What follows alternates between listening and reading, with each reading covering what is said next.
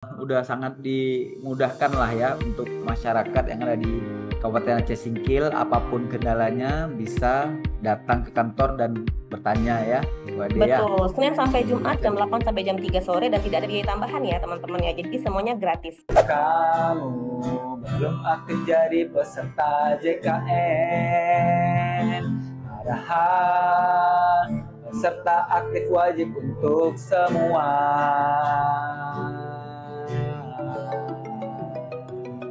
Hai, welcome back di Kenalpot JKN dalam podcast. Ngeng, ngeng, ngeng, ngeng, ngeng. Hai Alex, jumpa lagi di Iya, Kenalpot. iya bang, udah lama nih abang ya. Udah lama ya kita nggak menyapa sahabat-sahabat di media sosial. Iya. Ya. Hari ini di episode ke-15 kita ditemani oleh wanita yang kece badai, Cantik juga bang. cantik jelita ya Lex ya.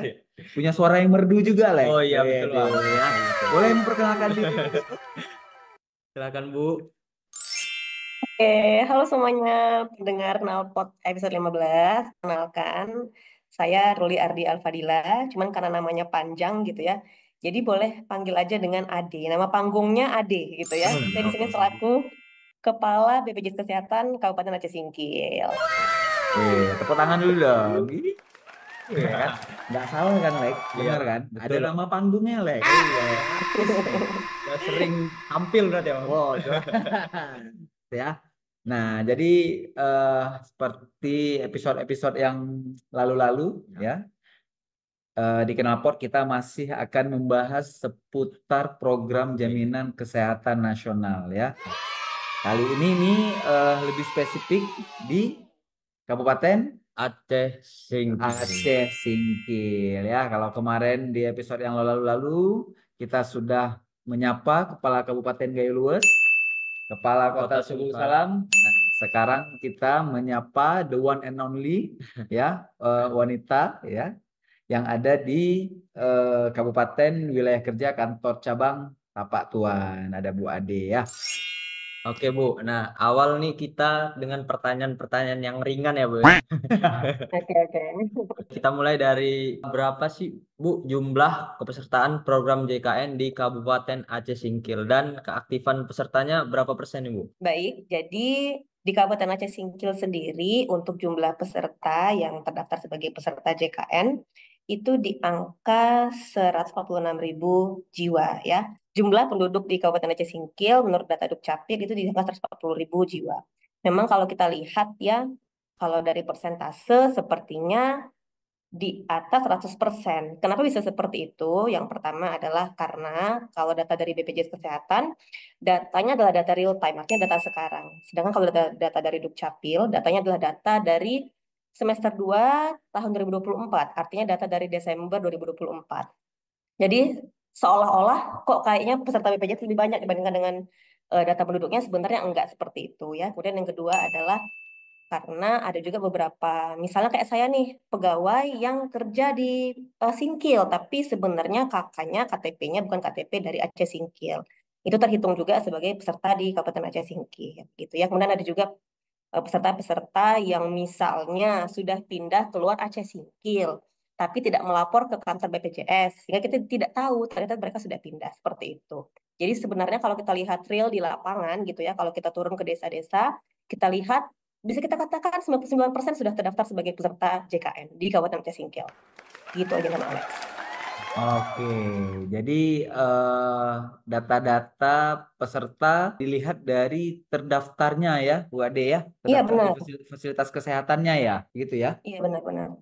Ya, jadi nggak hanya dari segi KK dan KTP-nya aja, tetapi orang yang masuk ke Kabupaten Aceh Singkil juga dihitung sebagai peserta BPJS Kesehatan Kabupaten Kabupaten Aceh Aceh Singkil. Singkil. Betul, betul, betul. Tapi kalau kita lihat sebenarnya kalau kita turun ke lapangan, kalau kita lihat palingnya hanya segelintir orang yang belum terdaftar sebagai peserta JKN. Seperti misalnya kayak bayi yang baru lahir atau pindahan dari kabupaten lain yang belum terdaftar sebagai peserta JKN seperti itu. Oke. Nah, tadi karena udah disinggung nih Bu, fasilitas Mm. kesehatan. Berapa banyak sih Bu fasilitas kesehatan yang ada di Kabupaten Aceh Singkil nih kira-kira sanggup nggak nih menampung penduduk Aceh Singkil yang 180 ribuan 40 tadi ribu, ya? ya Ya 140 ribu bisa plus plus. tercukupi nggak nih kira-kira fasilitas kesehatannya, Bu? Jadi kalau di Aceh Singkil sendiri, kita punya 26 FKTP nih, Ojan dan Alex. 26 FKTP itu terdiri dari 12 puskesmas, 8 klinik pratama, 6 dokter praktek pribadi, kemudian ada satu rumah sakit, cuma ada satu rumah sakit nih, kemudian ada 5 apotek PRB, dan ada 2 optik. Optik itu untuk tempat pengambilan kacamata, gitu Ojan dan Alex. Kalau dari mappingnya tadi Bu, kira-kira mencukupi ya untuk penduduk Aceh Singkil, keluhan rame di Paskes gitu, ada nggak ya Bu ya? Ya, kalau di FKTP kita sudah mencakup seluruh kecamatan ya, cuman memang kalau di FKRTL berhubung itu cuma satu dan terpusat di salah satu kecamatan ya, mungkin dari kecamatan lain itu agak sulit menjangkau. Misalnya dari Pulau Banyak Barat, dari daerah Singkohor yang jalannya agak susah gitu kan, sulit menjangkau. Tapi semuanya masih bisa terhandle dengan baik. Oke, ya berarti mudah-mudahan ke depannya juga nggak ada kendala-kendala yang berarti lah bagi masyarakat untuk bisa mengakses pelayanan ya Bu ya. Insya Allah. Kalau pemanfaatannya sendiri tinggi nggak Bu, masyarakat mengakses layanan JKN ini? Jadi ya, untuk Ojan, Alex, dan semua pendengar knalpot, untuk Kabupaten Aceh Singkil sendiri, kita sudah memanfaatkan pelayanan sesuai dengan ketentuan yang berlaku dengan sistem rujukan berjenjang ya. Jadi semua orang yang berobat tetap harus berobat dulu ke FKTP, kecuali gawat darurat baru bisa ke IGD langsung. Nah, kalau ditanya tadi kunjungannya banyak atau tidak, kalau kita lihat sebenarnya cukup banyak ya. Kalau di FKTP itu rata-rata kunjungan per bulannya 25 ribu sampai 30 ribu kunjungan per bulan loh. Jadi kalau Wow, setahun, tahun ya 2024 kemarin kita dapat jumlah kunjungan 305 ribu, 325 ribu plus plus plus kunjungan. Itu hanya plus ya. FKTP. Ya, FKTP ya, itu warga hanya FKTP. FKTP saja. Hmm. Betul, kalau di rumah sakit itu ada rawat jalan dan rawat inap ya.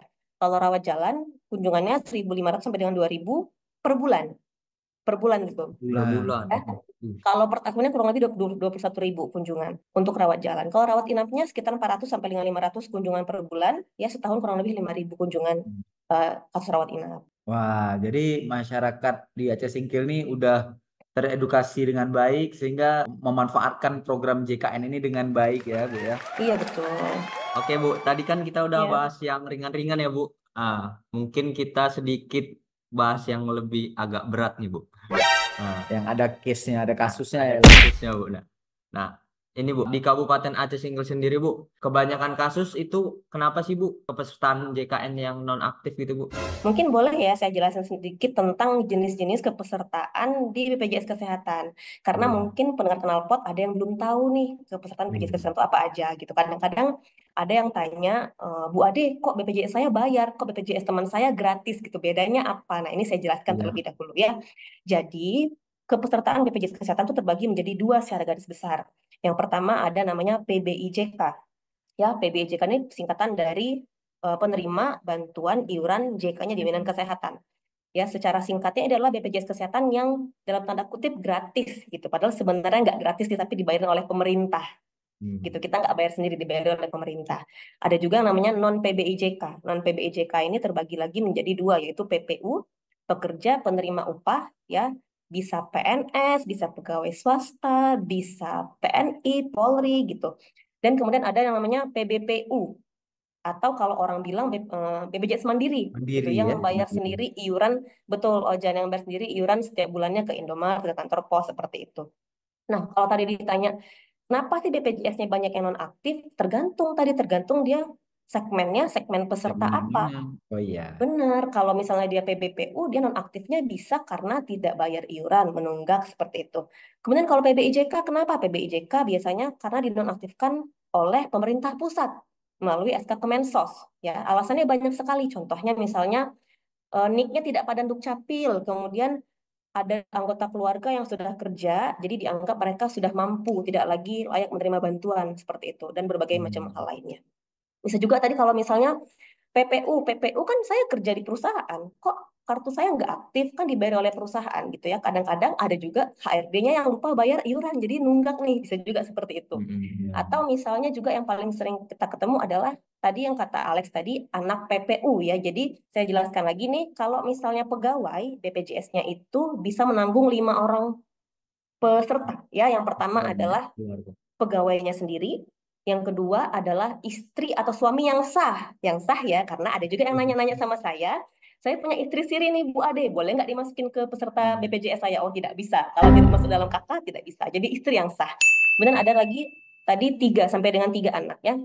Nah, anak ini dia ada kriterianya. Yang pertama kriterianya adalah belum bekerja, kedua belum menikah, yang ketiga dia usianya maksimal 21 tahun. Begitu. Atau tadi kalau dia masih kuliah, bisa kita aktifkan lagi sampai umur 25 dengan cara melampirkan surat keterangan aktif kuliah dari kampusnya. Seperti itu. Jadi kalau ditanya tadi, kenapa nggak aktif? Alasannya banyak sekali ya. Kita mesti cek dulu kenapa dia non-aktif, dari segmen apa, baru kita cari solusinya sama-sama. Seperti itu. Dan Alex. Kalau yang mandiri tentu karena nggak bayar iuran pastinya Bu ya. Betul, kalau mandiri tentunya karena nggak bayar iuran. Jadi biar aktif harus rajin-rajin bayar iuran. Ngecek Iya, rutin bayar iuran tanggal 10 maksimal setiap bulannya. tanggal 10 maksimal setiap bulannya. Kalau sudah nonaktif nih, Bu Ade, cara mengaktifkannya kembali nih. Nah, kan gitu. Betul, Mungkin betul. yang perlu masyarakat tahu. Jadi pertanyaan Ojan adalah bagaimana cara mengaktifkan kembali BPJS Kesehatannya untuk yang nonaktif. Tadi Iya, sebenarnya kita kembali lagi ke awal, kenapa dia nonaktif, gitu ya. Kalau tadi dia menunggak, tentu saja mengaktifkannya dengan membayar iuran. iuran. Gitu. Kalau tadi dia anak PPU, berarti mengaktifkannya dengan cara membawa surat keterangan aktif kuliah ke kantor BPJS. Karena tadi sangat banyak penyebabnya, jadi saya himbau masyarakat ketika kita tahu kartu kita tidak aktif, langsung saja datang ke kantor BPJS Kesehatan untuk bertanya kenapa tidak aktif dan kita cari solusinya bersama-sama gitu ya. Kalau nanti misalnya dia butuh surat keterangan dari Vaskes, kita buatkan dan lain sebagainya. Gitu Oke. aja. Berarti ini udah sangat dimudahkan lah ya untuk masyarakat yang ada di Kabupaten Aceh Singkil, apapun kendalanya bisa datang ke kantor dan bertanya ya, Bu Ade ya. Betul, Senin sampai Jadi Jumat jam 8 sampai jam 3 sore dan tidak ada biaya tambahan ya teman-teman ya. Jadi semuanya gratis. Waduh, Nah, ini ditekankan sekali lagi ya betul Bang. sama Bu Ade ya.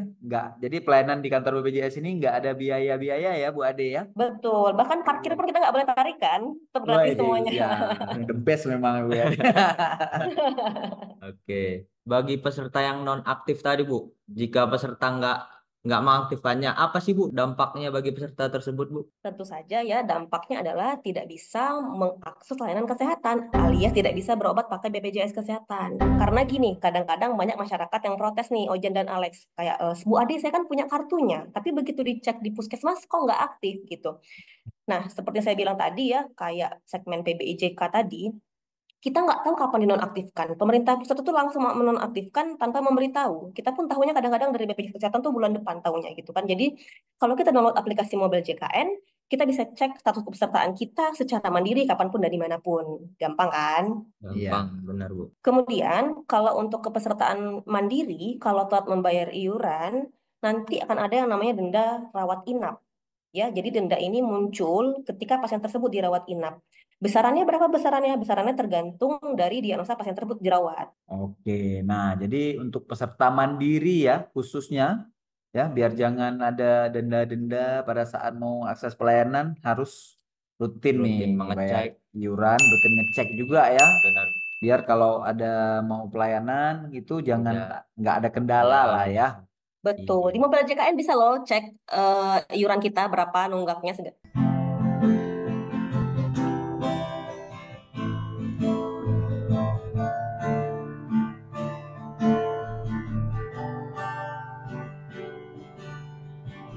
Aku tahu kamu belum jadi peserta JKN. Padahal kepesertaannya wajib untuk semua. Aku tahu kamu belum jadi peserta JKN. Padahal kepesertaannya wajib untuk semua. Aku tahu kamu jika ada kesulitan untuk jadi peserta JKN, uruslah pada yang kompeten. Oh, pastikanlah JKN-mu keaktifannya. Lunasilah tunggakannya agar tak kena denda layanan.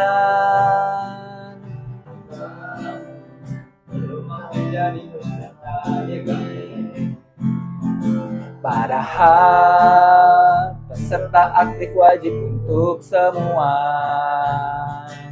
Tahu kamu belum aktif jadi peserta JKN.